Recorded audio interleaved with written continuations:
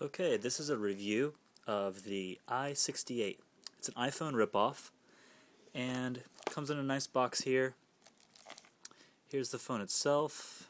Then we have some packaging material, a little quick start guide, a charger, and an extra battery.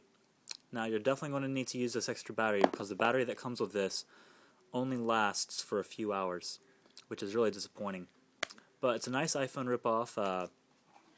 It has an extra SIM card here in the back, which is nice, an extra slot to put a SIM card. You take the battery out here and right down there, 2 SIM card slots. And then right here you have a slot to put in a SD card. Only comes with about 8 megabytes of memory, but you can add up to, I think, 16 gigs with that guy. And let's go and power it on and see what else we have inside.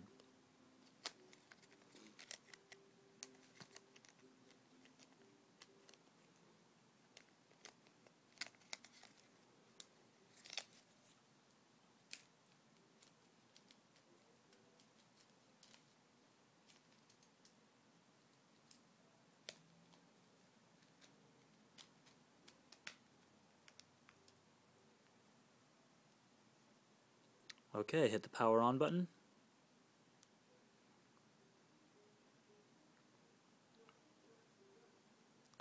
Little world pops up, a lot of rip-offs of the iPhone.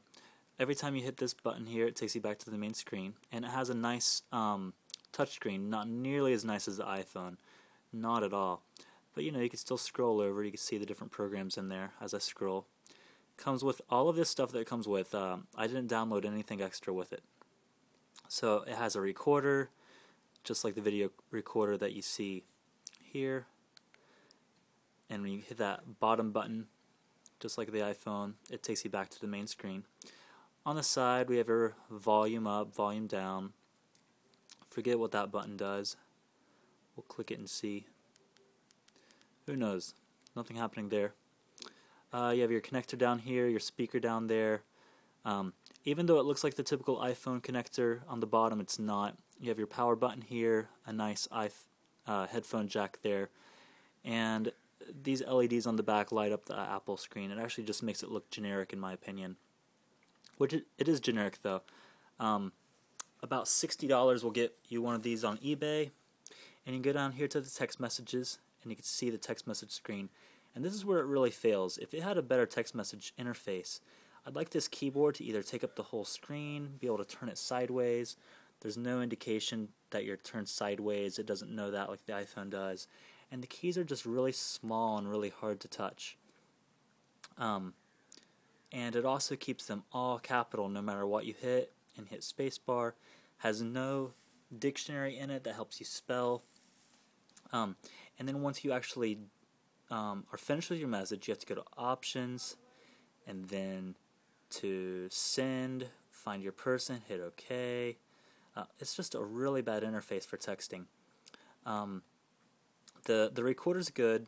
It has a radio on it. You can just pick up various radio stations, which is pretty cool. And then the phone down here, like that SIM card on the bottom. This is a typical iPhone interface. You can put in numbers here, and you can choose which SIM you want to send it from. So you just click your SIM down there. As you hit your SIM, it tells you up at the top which SIM you're using. As you can see, I have one SIM in, so my number 1 SIM has all bars. Let me focus in on that. There we go. Full bars on SIM 1. I don't even have a SIM on number 2. Other than that, the 2 SIM card deal, that's about the only reason I would use one of these. And you go to the games, it tells you to log online or please install Java. They just didn't really think about the easy interface that people like and what really attracted people to the iPhone to begin with.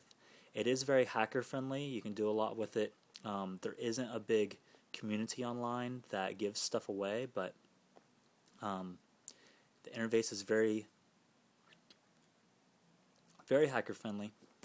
And you have your YouTube here that you can go on and watch different videos, and you can click that and play it.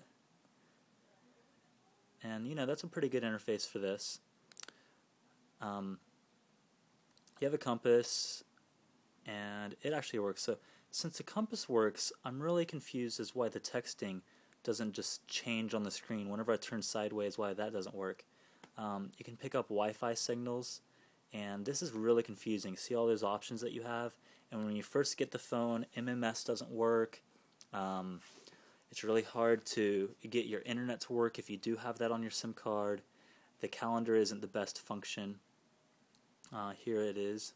You can scroll through that. So overall, if you have a kid that wants an iPhone but you don't want to spend that much money on them, pick up one of these for about $60 on eBay and let them play around with it and tear it up. Alright, and that is our review.